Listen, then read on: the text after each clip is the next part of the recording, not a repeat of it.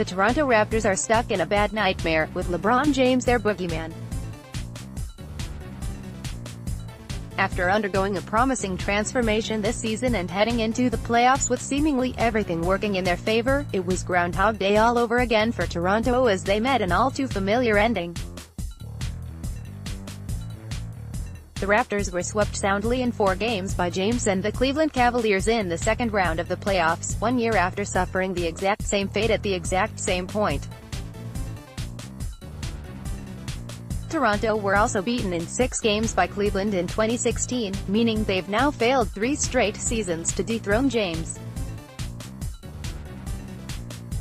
The previous 2 exits undoubtedly stung for a franchise that seemingly plateaued as good, but not great.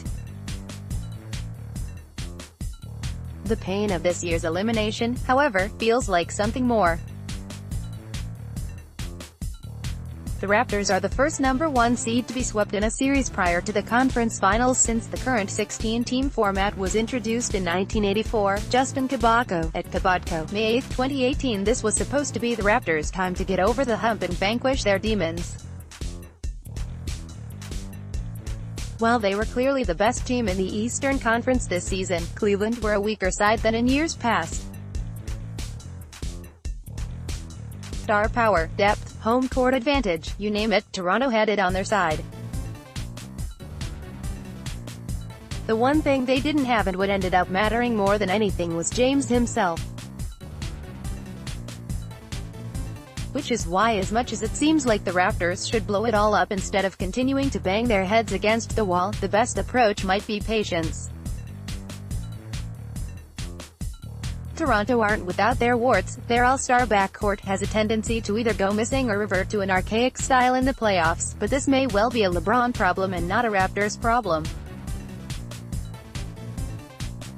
We won't ever find out, but who knows how Toronto would have fared if they had instead met Boston or Philadelphia, 2 teams that may also fall victim to the Cavaliers in the conference finals.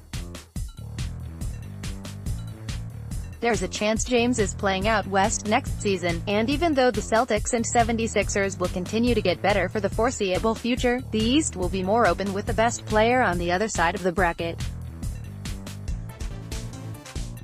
Even if James stays though, which seems like more of a possibility with every game Cleveland win in the playoffs, there's something to be said about being a middle-class team.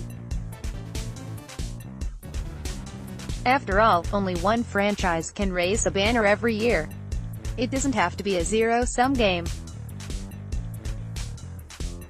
That doesn't mean the Raptors shouldn't pivot and be more bold with their moves. But maybe that means trading one star, or firing Dwayne Casey, not going nuclear and tearing it all down by pressing the detonation button.